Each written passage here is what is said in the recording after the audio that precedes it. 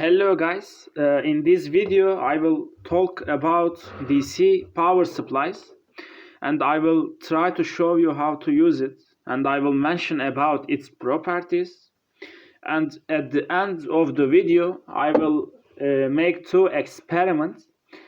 In one of them you are going to see the electrical energy is real and you can see it by your eyes. So let's turn to our topic. DC power supply, if you know it, you are going to learn how to use it, and if you don't know it, again I am going to define it. I will say what its task and what it can be done by using DC power supply. Shortly, DC power supplies are connected to the home electricity. It can be 110 volts or 220 volts. It depends on the country you are living. Generally, a power supply can work in both of them. And as you know, that values are sinusoid. They are alternating voltage. But we can't feed our electronic circuits with alternating current. We need a DC constant value. So we are using DC power supplies to test our electronic circuits and to do more than tests. You can use with a lot of things, with a lot of tasks. Shortly, this DC power supply is taking our alternating current and we can adjust the voltage, DC voltage we want to take, and we are getting this voltage from these terminals. Here it is negative side and here it is positive side.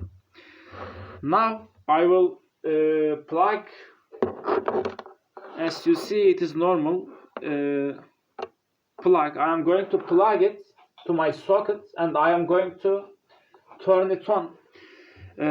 But before starting I want to say that in different of course we have different kind of DC power supplies. You can have a different power supply. You can have your buttons in different places and some of them can have extra property, but when you understand how to use one, you can understand every power supply. Now I use this button to turn it on. You can see two different indicators here. One of them is voltage, the another is current. And there are buttons here. Look at firstly here. Here it is written voltage. As I said, this button can be in a different place in your power supply, but its function is same. When you turn it right, you are going to set the voltage value. Look at here. It is increasing. This voltage value will be the voltage value I am getting from these terminals. So I will set the value I want to take. And we have current here. Again, the current can be set, but it is different from voltage. Because when you set the current, it doesn't mean that you are going to get this amount of current. Only it is a limitation. For example, when I leave it to 1, right now it is 1. It is going to return 0, but it is set 1. When I set it 1, this means don't exceed that value of current. When it reaches that value, my power supply will turn off automatically, and it is going to protect my electronic circuit from a damage. As you know, the electronic circuits are very sensitive, and if you apply a huge amount of current, it can be broken easily. So it is a really good property of DC power supplies. If you have a new power supply which is produced at last 5 years, last 5 years, I think your power supply will have this property too.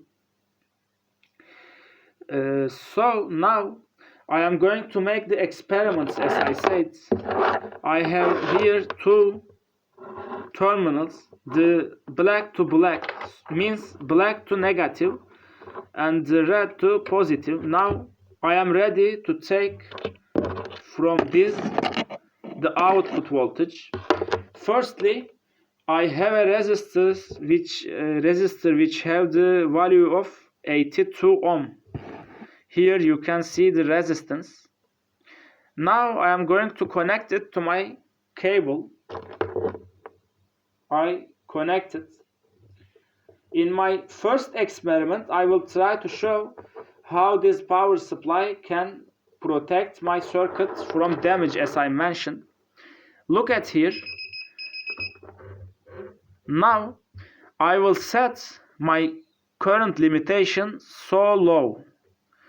When it will reach this value 0.04, you saw it, I set it. When I increase the voltage, it will take current this resistor, and when it reach that point, it will turn off. Look at here. Now it turned off, and it has an alarm which is warning me. It is really good property. It will protect your circuit, as I said, and you can connect your mobile phone too. Again, it can protect it. You can test it if it is working properly. You can measure the current it is drawing, and maybe in this video I can show that too. But as second experiment, I said I am going to make an experiment to show you the electrical energy in real world. Look at here. I have a resistor component, and you know that it is dissipating energy, electrical energy. We can't see the electrical energy directly, but when it dissipates it, it is converting that energy to the heat. So this resistor will start to release smoke, fume, and it will start to burn. We can see this process by our eyes. So I am going to